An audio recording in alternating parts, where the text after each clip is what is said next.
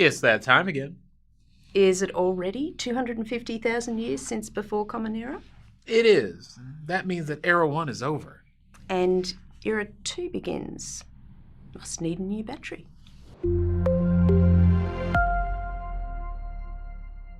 Hi, I'm Kim Lochner. Today, Colby Burnett and I will give you a preview of what to expect in World History Era-2.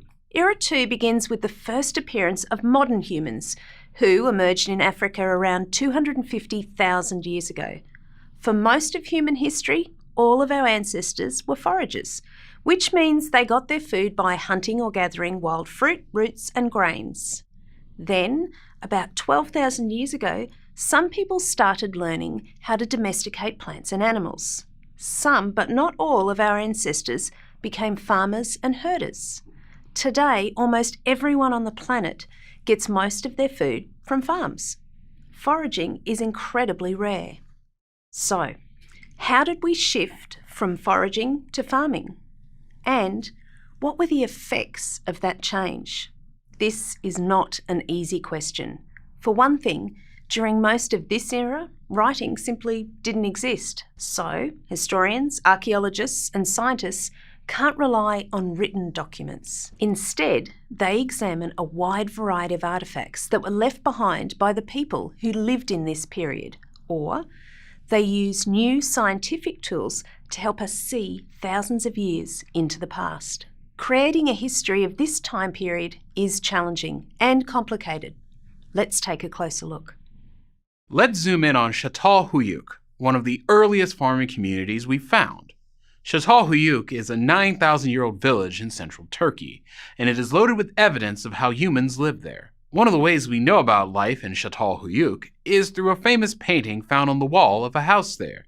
Archaeologist James Mellart described this painting as the world's first map. Take a good look at this. What do you see? Mellart thought the image showed an erupting volcano surrounded by a street map of the houses and buildings of the village. He was interpreting an object created 2,000 years before the world's earliest writing system and 4,000 years before the development of the first alphabet. The map is a great piece of evidence, but how should we interpret it? Do you think that Mellart got it right? We'll come back to this in a moment. For now, let's zoom back out to the bigger story. Right. So by the time Chateau Huyuk was built, humans physically and genetically identical to us had spent hundreds of thousands of years spreading around the world. At the beginning of this era, all humans lived in Africa, but by the end, we had spread across Eurasia, crossed bodies of water to populate Oceania, and spread throughout the Americas.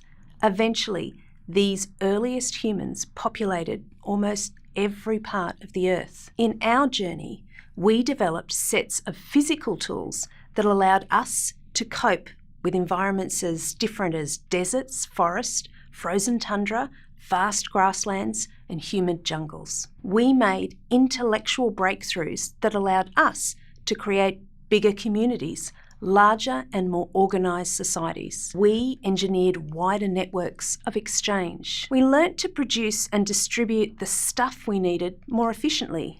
We became herders and farmers, and domesticated plants and animals changed our society. We learned to care for them in order to feed our ever larger populations.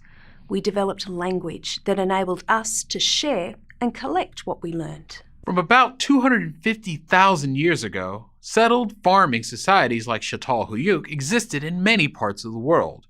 We call these societies Neolithic or New Stone because they had new kinds of tools that older foraging societies did not have. But life in Chateau Huyuk, like many Neolithic communities, may not have been all that different from the lives of foragers who still roamed the area around it. Many of its inhabitants probably still hunted as well as farmed. Their social order was still relatively equal. Like forager societies, there is little evidence of leaders or important or wealthy people. And while the people of Chateau Huyuk had networks of trade, so too did the neighboring foragers, many of whom were their most important trading partners. Finally, there is evidence that life may have been more difficult for early farmers, like those living in Chateau Huyuk, than it was for foragers. Teams of health scientists and archaeologists like Amanda Mummett at Emory University and Richard H. Steckel from Ohio State University, compared the health of early farmers with the foragers who lived around them, and in many places around the world: Britain, Mesoamerica, Thailand, China, Peru, Tennessee, between about 6,000 and 1,000 years ago. This kind of analysis of bones is one of those new tools we were talking about in the beginning of this video. They studied whether foragers or farmers were healthier. But here's the problem.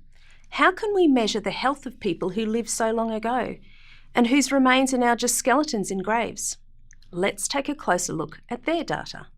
Actually, bones can tell us a lot about the health of people during their lives.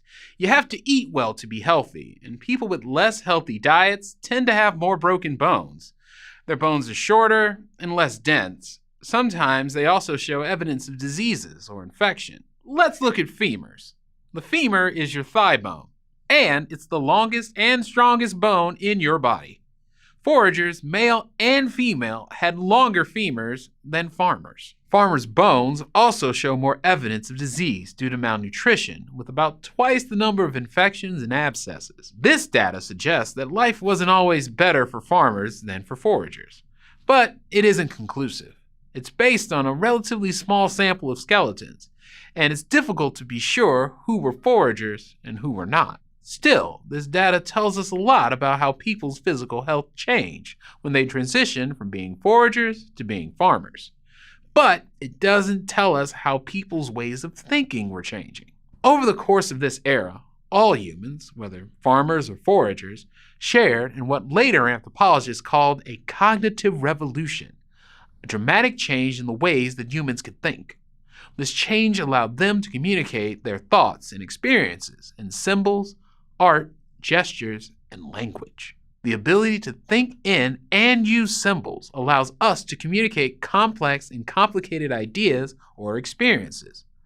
But there's always a danger that someone might misinterpret what we are communicating. And that is doubly true when trying to understand or interpret art or symbols left by people in the past. It's possible to have different interpretations of the same object or documents. That is, in fact, what happened with the so-called chateau huyuk map. Scholars now think that Mullert was wrong in how he interpreted this art. In fact, they think he may have faked a lot of his evidence. But in this case, they think he's just made a mistake. They believe that the volcano was actually a depiction of a leopard skin. And the design beneath it that Mullert thought were houses, other scholars claim it may have been just a geometric pattern used for decoration on a wall. So, what's the truth? One thing that's fun about history is there's not always one simple truth. As you can see, we still know relatively little about this era, despite our best efforts. But by studying this era, you can join the debate. Like historians and archaeologists, you can try to answer questions like, why did so many, but not all, of our ancestors move to farming in so many parts of the world by 3000 BCE? What positive or negative impact did herding and farming have on humans, plants, and animals? Are there competing stories or narratives about the positive or negative effects of the move in life from the Paleolithic to Neolithic? What are the implications of holding one view over another? Do you think that farming was the most important or significant change in human life during this time? Looks like we're out of time. Really? That was a quick 25 millennia. Well, it's just an overview. I knew that. We should do this for all the eras. We are. I knew that too.